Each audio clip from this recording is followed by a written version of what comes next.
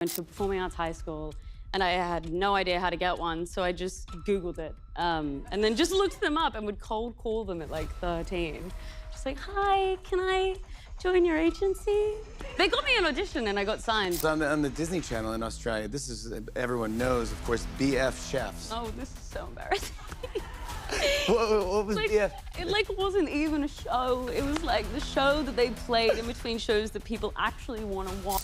It's so strange. So for House and the Dragon, it was me and Fabian at like 3 a.m. because it was a night shoot, and there's a man in like a blue tight gimp suit just like sprinting at us, which is horrifying. I was like, I don't know. She was like, your landing pose should be the way that squirrels land. And I was like, what are you talking about? And then I Googled how squirrels land, and it is exactly the same, every day. You off. You kind of like say this really aggressive line and then just like hop on the spot. It kind of, Yeah, no, they'll edit you. Just kind of like, yeah, whatever, and just kind of like do a little shit. She was 13 years old. No connections, no agent, no industry contacts. So she did the only thing she could think of. She Googled it. And somehow, it actually worked. This is the story of how Milly Alcock went from cold calling strangers as a teenager to landing one of the biggest superhero roles in Hollywood. Stay with me, because this story gets wild. So before the DCU, before House of the Dragon, before any of it, Milly was just a kid who loved movies, and not the obvious ones. She was obsessed with Annie, the original, and Breakfast at Tiffany's. She's talked about how Audrey Hepburn had this grace that just pulled her in completely. But here's where it gets interesting. Most kids who want to act just dream about it. Milly actually did something about it. She went to a performing arts high school in Australia. All her friends had agents. She had zero idea how to get one. So what did she do? She Googled it, found a list of agents, and at 13 years old, started cold calling them one by one. Just like, hi, can I join your agency? Went to a performing arts high school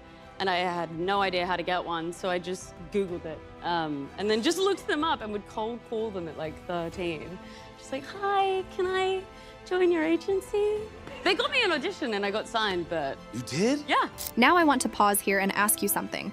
Drop it in the comments right now. If you had to cold call one person in Hollywood to launch your career, who would it be? I'm genuinely curious what you guys say, because for Milly, that cold call didn't just go okay. She got an audition, and she got signed. At 13 by herself, with zero help. That's the definition of a go-getter. Okay, so now she has an agent. Things are moving, and she lands her first on-screen role on the Disney Channel Australia. Sounds impressive, right? Until you hear what the show actually was. It was called BF Chefs, short for Best Friends Chefs. It's on the Disney Channel in Australia. This is, everyone knows, of course, BF Chefs. Oh, this is so embarrassing.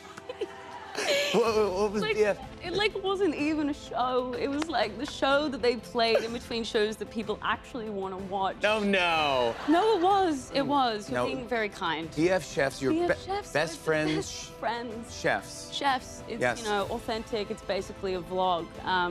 But we would make really gourmet food, you know, like peanut butter, celery boats. And by her own words, like, it wasn't even really a show. It was the thing they played in between the shows people actually wanted to watch. Basically a vlog, where they made, and I'm quoting here, gourmet food, like peanut butter celery boats, and Milly's character. Her whole personality, health. She was the healthy one, in a jersey, with a sideways hat, cutting up apples. Now here's what makes this even better. Her partner is literally a real chef, a professional, and he was sitting backstage during this interview when this whole story came out. He had no idea BF Chefs existed until that moment. Aren't you involved with the chef? I am. My partner, he's here. He's actually backstage. He's a Does chef. he know about BF Chefs? He doesn't, but now he does, and I'm forever embarrassed. Sorry about that. On live television, she said, and I love this, he doesn't, but now he does, and I'm forever embarrassed. Comment below. What's your most embarrassing first job?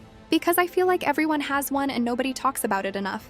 So Milly lives in London now, and recently got a cat named Guinness. Adorable. Grumpy after a bath. Had to be shaved because of a London heat wave. Her words, now he's just hairless and kind of alone, which is terrible.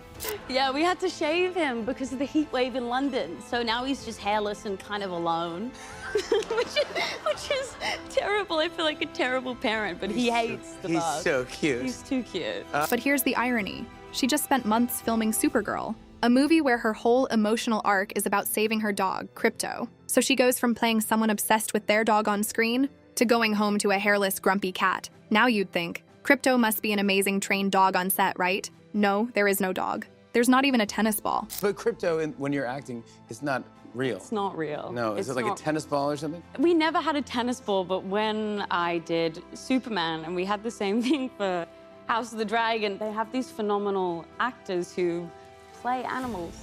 Instead, in House of the Dragon, there was a man in a blue, tight spandex suit sprinting at her at 3 a.m. during a night shoot. She said it was horrifying. Her co-star Fabian was there too. Both of them just standing in the dark while a man in a gimp suit sprinted toward them in character. It's so strange. So for House of the Dragon, it was me and Fabian at like 3 a.m. because it was a night shoot, and there's a man in like a blue, tight gimp suit just like sprinting at us, which is horrifying. Frightening. It was really, really strange. And in Supergirl, you just mime it. You pretend to get licked by a dog. You act with nothing. Her exact words. It is an incredibly humbling experience. So the next time you watch a superhero movie and think the actor has it all figured out, just remember, somewhere on that set at 3 a.m., someone is being chased by a man in blue spandex. Tell me in the comments, what's the weirdest thing you've ever had to do for a job? Because I feel like nothing tops blue spandex, man, but let's find out. Okay, this part. I need you to actually stop scrolling. You see the Supergirl movie poster? That pose. The iconic superhero landing stance. Everybody assumed it was choreographed, tested, designed by some big Hollywood team. Nope. It came from a photographer named McCall on set of Sirens who pulled Milly aside and said, "Your landing pose should be the way squirrels land."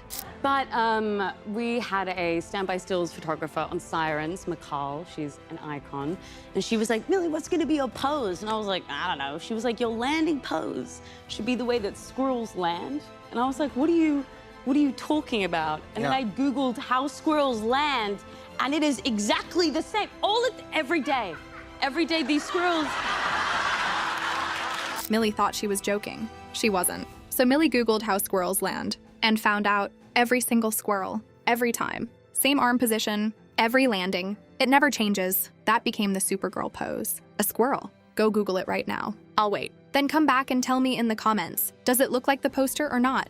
Because once you see it, you cannot unsee it. You know what nobody tells you about playing a superhero? The flying scenes aren't the hard part. David Cornswet, who plays Superman, talked about how it's mostly face acting. You're just suspended, trying to look like you're going 100 miles an hour when you're just hanging there. But Milly said the worst part isn't flying, it's the takeoff. The moment right before they cut to you in the air. You have to deliver this big, powerful, dramatic line, and then you hop. Just a little hop on the spot. That's it. That's the whole takeoff. Supergirl, save us! So it's like, I'm gonna go save her. She literally demonstrated it live, said something like, "I'm gonna go save her," and then did the tiniest little jump. The audience lost it, and honestly, it perfectly captures what acting actually is. You're doing something completely ridiculous, hoping it translates into something epic on screen. Comment. What do you think is the hardest part of being an actor that nobody talks about? I want real answers here, so here's what the film actually is. It's not just a superhero movie. It's directed by Craig Gillespie, another Australian, which Milly loves, produced by James Gunn. And at its core, it's about two people, Milly's character and a young girl named Ruthie, crossing space together to heal trauma, and for Milly's character specifically, to save her dog Crypto. She described it as heartbreaking and dark. Yeah. It's funny and it's kind of... It's heartbreaking and dark. It's basically about me and a young girl called Ruthie going across space to heal our own trauma, and for me and try to save my dog Crypto. Not what people expected. This isn't a bright, colorful superhero film. It's emotional. It's about loss, about what you do for the people and animals you love. Tell me in the comments, are you watching Supergirl? And are you Team Milly or Team Crypto?